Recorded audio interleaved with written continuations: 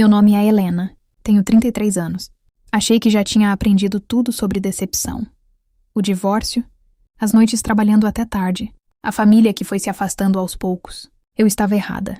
Porque a pior dor da minha vida não começou com uma ligação da polícia. Não começou com um acidente. Começou com uma mensagem, às 22h47 de uma terça-feira comum. Helena, acho que você precisa vir aqui. É sobre o Miguel. E antes de eu contar o que encontrei quando cheguei, preciso que você entenda uma coisa. Essa história não é só sobre uma criança abandonada. É sobre uma decisão que eu tomei naquela noite. Uma decisão que, 6 meses depois, mudaria para sempre quem tinha o direito de chamar aquela família de completa. E o que você vai ver no final vai te fazer repensar tudo o que aconteceu no meio. Mas vamos por partes. Miguel era meu neto, 9 anos. Uma criança com deficiência física, cadeirante desde pequeno. Nunca reclamava. Era o tipo de menino que sorria até nos dias em que sentia mais dor. Meu filho Rafael sempre dizia que o amava como qualquer pai ama um filho. Eu acreditava nisso.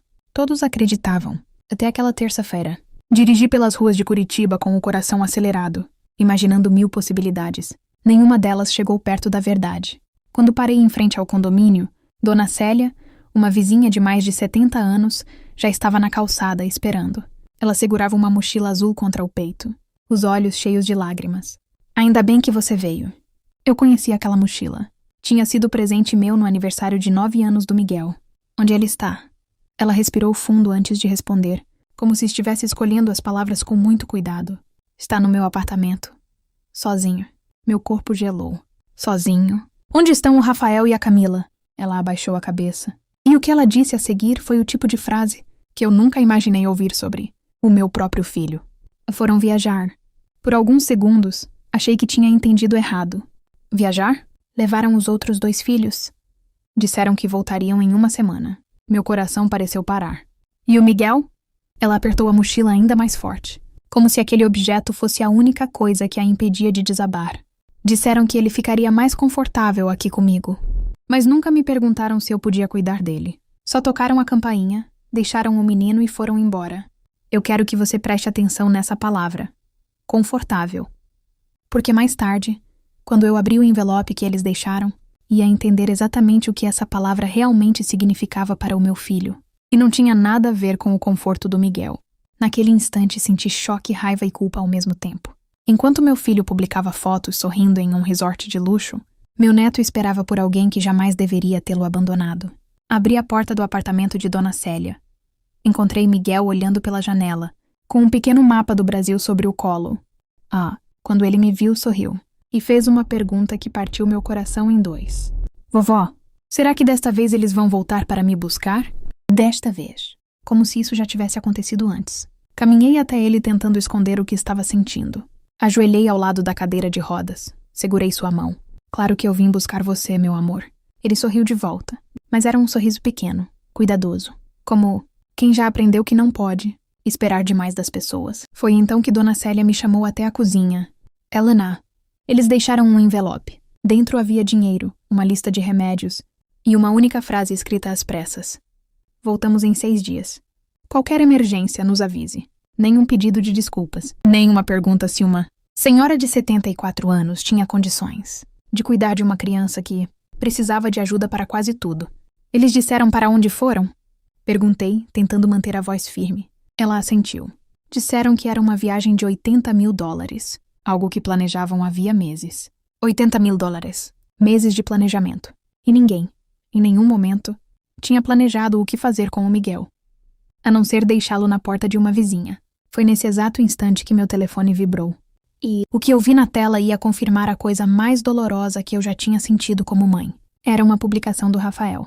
Ele, a esposa Camila e os 2 filhos menores sorriam diante de um hotel de luxo em Fernando de Noronha, antes de embarcarem para outro destino internacional. A legenda dizia: os melhores dias da nossa vida. Nossa família completa. Completa. Li aquela palavra várias vezes. 4 pessoas na foto. Miguel não estava nela. Naquele momento entendi que aquilo não era um esquecimento. Era uma escolha. E escolhas, diferente de acidentes, têm consequências. Algo que meu filho estava prestes a descobrir da pior forma possível. Voltei para a sala. Miguel passava o dedo sobre o mapa do Brasil. Vovó. Oi, meu amor. Você acha que um dia eu vou conhecer o mar? A pergunta entrou no meu peito como uma faca. Ele nunca tinha visto o oceano. Enquanto isso, os irmãos viajavam pelo mundo. Você quer conhecer o mar? Perguntei. Os olhos dele brilharam. Muito, mas dá trabalho por causa da cadeira. O papai dizia que depois a gente via isso. Depois. Sempre depois. Olhei de novo para a mochila azul no sofá, organizada demais para alguém que ficaria só algumas horas. Roupas para quase uma semana. Remédios separados por dia. Até o carregador da cadeira motorizada. Eles não tinham esquecido nada. Eles tinham planejado tudo. E foi essa palavra, planejado, que mudou completamente a forma como eu decidi agir a partir dali. Porque se aquilo tinha sido planejado com tanto cuidado, a minha resposta também precisava ser. Saí até a varanda, fechei a porta de vidro atrás de mim. Meu coração dizia para ligar imediatamente e gritar com meu filho. Minha cabeça dizia outra coisa. Durante anos eu tinha resolvido problemas sem agir por impulso. Sabia de uma coisa. Pessoas nervosas cometem erros. Pessoas calmas reúnem provas. Foi ali que tomei a decisão que mudaria a vida de todos nós. E que, se você continuar assistindo, vai entender por que essa decisão foi muito mais estratégica do que qualquer explosão de raiva. Poderia ser. Eu não iria discutir por telefone. Eu faria com que Rafael e Camila respondessem por cada escolha que fizeram. Mas antes de qualquer confronto, havia uma única prioridade: garantir que Miguel nunca mais se sentisse abandonado. Na manhã seguinte, acordei antes do nascer do sol. Miguel ainda dormia, abraçado ao pequeno mapa do Brasil como se fosse um tesouro. Fiquei alguns minutos só observando. Uma criança nunca deveria dormir com medo de ser esquecida outra vez. Peguei um caderno velho que guardava na cozinha e comecei a anotar tudo. O dia em que viajaram, a hora em que Dona Célia recebeu Miguel, as mensagens, as publicações, os remédios deixados. Cada detalhe. Não escrevia movida pela raiva. Escrevia porque a verdade precisa de memória. Pouco depois das 8 da manhã, o telefone tocou. Era Rafael. Deixei tocar até cair. Logo veio uma mensagem. Mãe, estamos ocupados. A Célia comentou que você apareceu aí. Está tudo sob controle. Conversamos quando voltarmos. Fiquei olhando para aquelas palavras. Está tudo sob controle. Olhei para Miguel tentando, com muito esforço, colocar sozinho a própria meia de compressão. Aquilo não era controle. Era abandono. Respondi apenas uma frase. Miguel está comigo. Aproveitem a viagem. Não escrevi mais nada. Menos de 1 minuto depois, ele começou a ligar sem parar. Desliguei o aparelho. E foi essa uma decisão simples. Desligar um telefone, que deu início a uma sequência de eventos que nenhum dos dois esperava. Porque enquanto Rafael tentava ligar de um resort a milhares de quilômetros de distância, eu já tinha decidido qual seria o próximo passo. E não era uma discussão por telefone. Naquela tarde, levei Miguel a um parque acessível em Curitiba. Rampas, brinquedos adaptados, crianças correndo de um lado para o outro.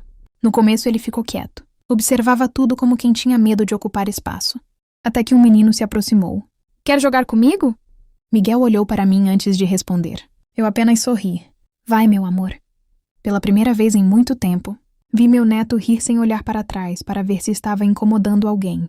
Na volta para casa, ele segurava um sorvete derretendo mais rápido do que conseguia comer.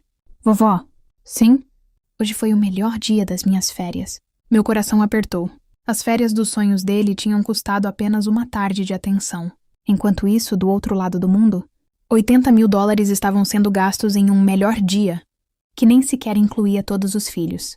Naquela noite, marquei uma reunião com uma advogada especializada em direito da família.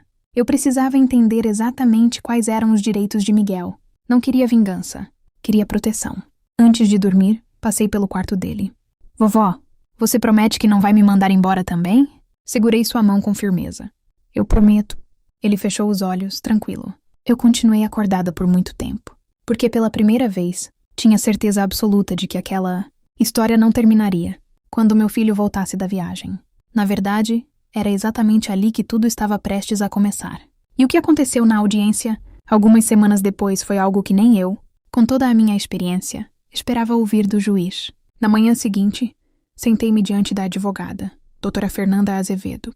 Coloquei sobre a mesa o caderno, as mensagens, as fotografias da viagem, o envelope deixado com Dona Célia e uma linha do tempo que eu tinha preparado durante toda a noite. Ela leu tudo em silêncio. Quando terminou, fechou a pasta devagar. Helena, isto não é apenas uma questão de família. Precisamos garantir a proteção do Miguel antes que eles voltem. Assenti. Naquele momento, eu já não pensava como mãe. Pensava como avó. E havia uma diferença enorme entre as duas coisas. 2 dias depois, Rafael e Camila voltaram. As malas de grife ainda estavam na porta quando bateram na minha casa. Miguel estava na sala, desenhando o mar que sonhava conhecer. Rafael entrou primeiro. Mãe, você exagerou. Era só uma viagem. Olhei para ele durante alguns segundos. Depois deslizei uma pasta sobre a mesa. Antes de dizer mais alguma coisa, leia. Dentro estavam todas as datas, mensagens, fotografias, horários e documentos preparados pela advogada. Camila começou a chorar antes mesmo de terminar a primeira página. Rafael permaneceu em silêncio. Pela primeira vez não havia desculpas. Apenas fatos. Enquanto vocês publicavam fotos dizendo que a família estava completa, falei. O Miguel perguntava se alguém ainda voltaria para buscá-lo. Aquelas palavras fizeram Camila abaixar a cabeça. Ela chorava. Rafael não. Ele apenas fechou os olhos. E foi nesse silêncio, mais do que em qualquer discussão, que eu entendi o quanto aquela viagem realmente tinha custado. Não em dólares, mas em algo que dinheiro nenhum consegue comprar de volta. Dias depois, a audiência aconteceu. O juiz ouviu cada detalhe. Ouviu Dona Célia, analisou as mensagens, leu as publicações e, ao final, determinou que Miguel permaneceria temporariamente sob minha guarda, enquanto o caso fosse acompanhado pela justiça e pelos profissionais responsáveis. Quando saímos do fórum, Miguel segurou minha mão com força. Vovó, eu vou voltar para casa com você? Sorri. Você já está em casa, meu amor. Meses se passaram. Com acompanhamento médico, fisioterapia e muito carinho, Miguel voltou a sorrir como uma criança merece sorrir. Realizamos um sonho antigo. Levamos sua cadeira adaptada até a praia de Balneário Camboriú. Quando as ondas tocaram seus pés pela primeira vez, ele olhou para o horizonte e disse baixinho. Achei que nunca fosse conhecer o mar. Naquele instante percebi que algumas viagens não custam 80 mil dólares. Custam apenas amor. Rafael iniciou um longo processo para tentar reconstruir a confiança do filho. Não foi rápido, nem fácil. Porque perdão não nasce de palavras. Nasce de atitudes repetidas ao longo do tempo. Hoje, quando olho para Miguel desenhando novos lugares no mapa do Brasil, lembro daquela noite em que tudo começou. Meu filho gastou uma fortuna tentando oferecer férias inesquecíveis para parte da família. Eu apenas abri a porta da minha casa para uma criança que precisava de alguém e descobri que o verdadeiro valor de uma família nunca é medido pelo dinheiro que ela gasta. É medido por quem ela escolhe nunca deixar para trás.